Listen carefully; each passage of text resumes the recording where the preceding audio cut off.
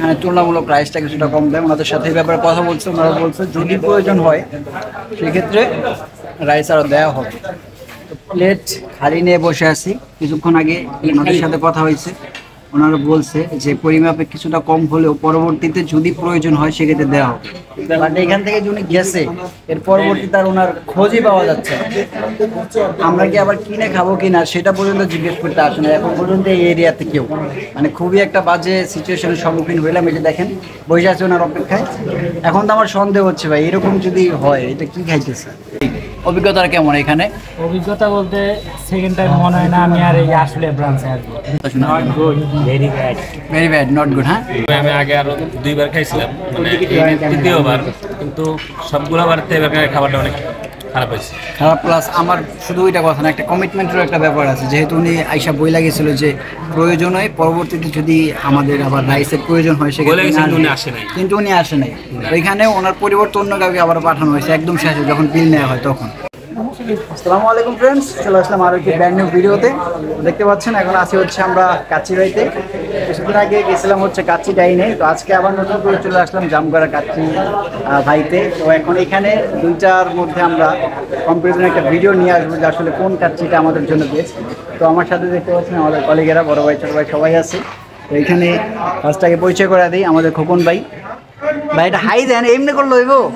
এই যে তারপরে আছে ফরিদ ভাই, তারপরে দেন নাম কইতাম না, একটাকে সবাই চিনে। তারপরে দেখতে পাচ্ছেন রেদন ভাই, এই যে আছে বড় ভাই। বাইরের ভিউটা তো মোটামুটি ভালোই আসতেছে। তো অলরেডি আমরা খাবারটা অর্ডার করে দিছি আর এখন অপেক্ষা করছি খাওয়ার জন্য। আর এখানে সুন্দর একটা লেখা আছে, লিখছে বাদাম শরবত আর মালাই লাচ্ছি, গরমের স্বস্তি।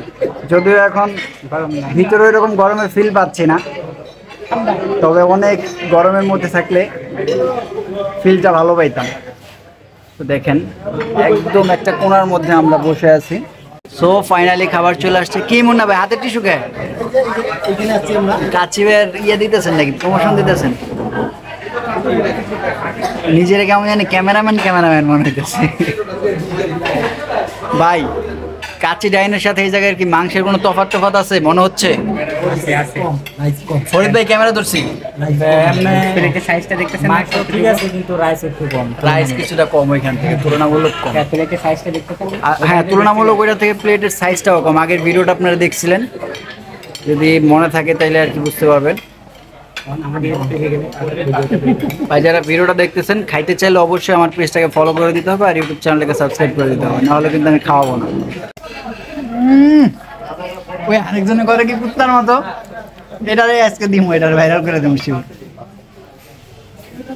তো মোটামুটি মাংসটা চলে, এখানে তুলনামূলক প্রাইসটা কিছুটা কম দেয়। ওনাদের সাথে এই ব্যাপারে কথা বলছে, ওনারা বলছে যদি প্রয়োজন হয় সেক্ষেত্রে রাইস আরও দেওয়া হবে। তো দেখি শেষমেশ কী হয়। আমরা আচ্ছা না ঠিক আছে, পারফেক্ট। রেদন ভাই খালি খাইলে একটু বলেন কিছু, লেডি কিলার। আপনি কোনো বান্ধবী থাকলে পাঠাই দিন। না আমি এর জন্যই বান্ধবী পারি না, জানি যে আপনি একটা আছেন ক্লিয়ার।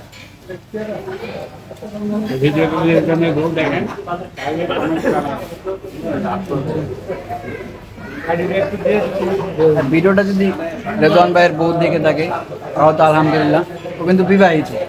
কোনো মেয়ে আমার ভিডিও যদি দেখে থাকেন খেয়াল রাখেন এই ছেলেটা মনে হওয়ার সাথে সম্পর্ক নেই।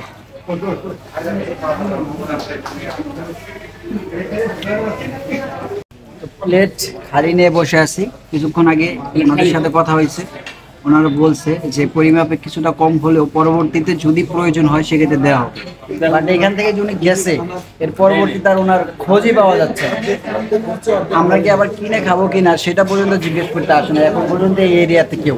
মানে খুবই একটা বাজে সিচুয়েশনের সম্মুখীন হইলাম। এই যে দেখেন বসে আছে ওনার অপেক্ষায়। এখন তো আমার সন্দেহ হচ্ছে ভাই এরকম যদি হয় এটা কি খাইতেছে।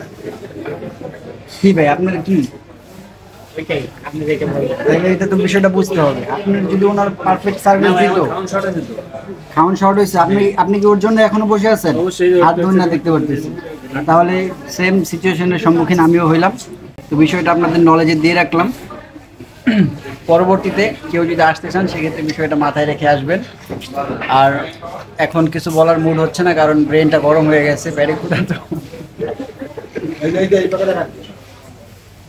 ফ্যান খাবার তাদেরকে নিয়ে আসলাম। খাওয়া দাওয়া শেষ করলাম। এখন না, উনি আসে না, থাকার ডাক দেওয়ার কোনো প্রয়োজন নাই, বাদ দেন। তবে এতটুকু বলতে পারি এখানের অভিজ্ঞতাটা খুবই খারাপ ছিল। তবে আমি আমার পাশাপাশি আমার ভাই ব্রাদারদের একটু অভিজ্ঞতা শুনতে চাবো আমাদের এই কাচ্চি ভাই সম্পর্কে। তো ফার্স্টেই চলে যাই ফরিদ ভাইয়ের কাছে। ভাই, অভিজ্ঞতাটা কেমন এখানে? অভিজ্ঞতা বলতে সেকেন্ড টাইম মনে হয় না আমি আর এই আসলে ব্রাঞ্চে আসবো। আচ্ছা, ভাইয়ের এক কথায় জবাব, ভালো লাগছে বিষয়টা, আমারও একই উত্তর। এখন চলে যাব সরাসরি মুন্না ভাইয়ের কাছে। এখানের অভিজ্ঞতাটা কেমন? আরেকটু জোরে কোন।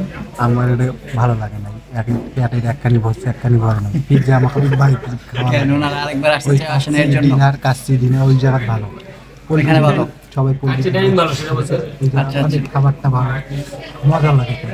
আচ্ছা, এখন চলে যাবো সরাসরি খোকন ভাইয়ের কাছে, ওনার অভিজ্ঞতা শুনে।